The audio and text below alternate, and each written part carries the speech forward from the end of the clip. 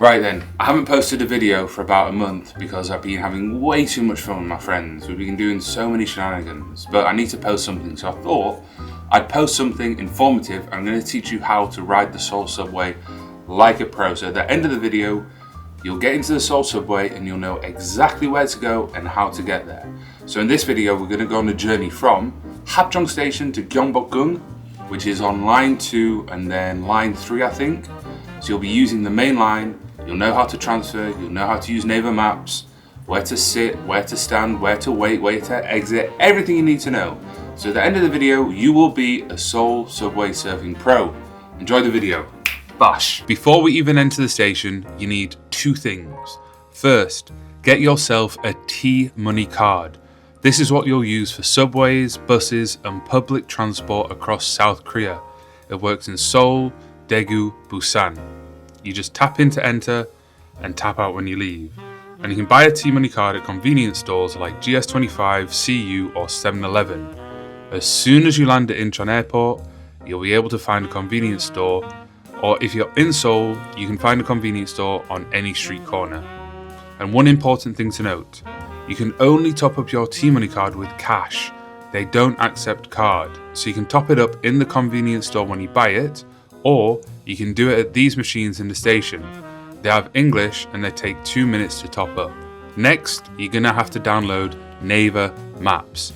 This is what most people in Korea use because Google Maps is still pretty limited when it comes to public transport and walking directions. Think of Naver Maps as your best friend whilst traveling around Seoul.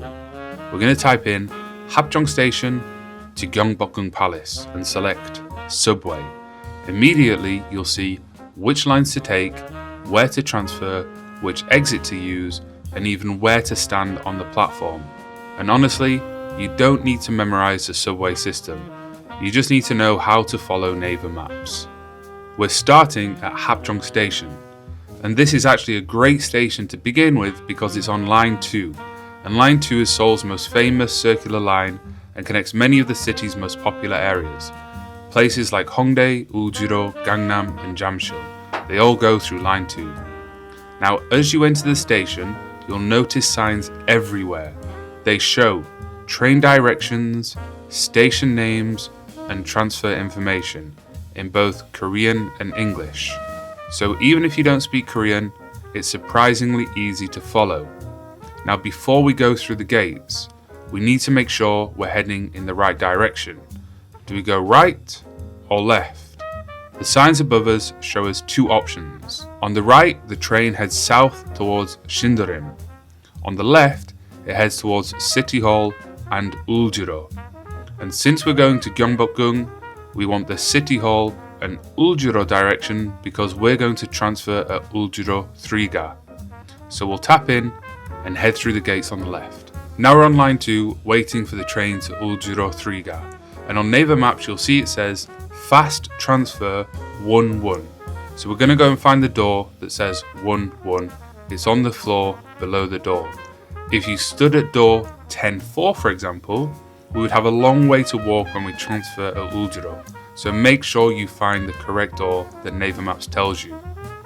And Naver also tells you the station you should be heading towards. We want to be going towards Hongdae University. And if you look above the door, you'll see the direction the train is going. So we're stood at door 1-1, and the arrow above the door is heading towards Hongdae University. If the arrow was pointing towards Dangsan, we would be on the wrong platform and would need to be on the other side. If you do end up on the wrong platform, you can go back upstairs, press this help button, and walk across to the other side without tapping out and in. So whenever you use Naver Maps, pay attention to those door numbers and make sure the train is heading in the right direction. Now once you're on the train, this is a good time to check the second leg of the journey.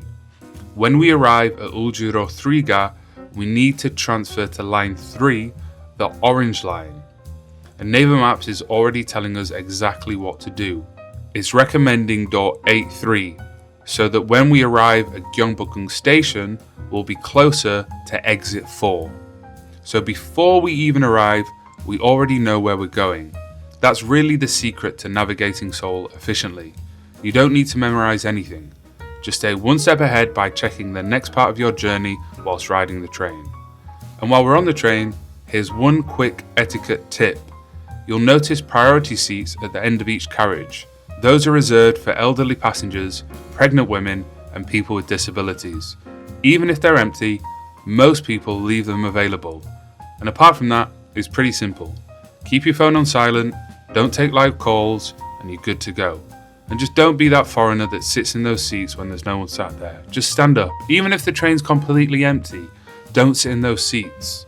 Don't put shame on the Waegukin name. And a few stops later, we're arriving at Uljuro 3ga. Now, we're transferring to line 3, and honestly, this is the part that scares most first-time visitors. You come off the train, you look left, you look right, where do I go? What direction should I head? Don't worry, Seoul makes it surprisingly easy. Just follow the colour, you'll see orange on the walls and floors with arrows pointing you in the right direction. Every transfer in Seoul works pretty much the same way. Follow the signs, follow the line colour, and you'll get where you need to go. And when we followed the orange line, we'll arrive at the next station and we need to stand at door 83 so that when we get to the final station, we can exit nice and easy. And within a couple of minutes, we're already on line 3 heading towards Gyeongbokgung. Naver has told us to go to exit 4. Some stations have 10, 15, sometimes even 20 exits. And if you go to the wrong exit, you could end up miles away from where you need to be. So make sure you go to the correct exit. And to find that exit, just look up, look on the walls, and you'll see exit 4, and it'll point you in the right direction. And just like that, we come out of exit 4, and Naver Map even shows us what direction to walk. We need to come out, do a 180 turn, and walk straight for about 10 minutes, and we arrive at Gyeongbokgung Palace. And just like that, we've navigated Seoul's subway. If you've enjoyed this video and found it useful and informative, please leave a like and a comment. And if you want to support my channel, there's a link to buy my Seoul t-shirt in the description below. Thanks for watching, let's go.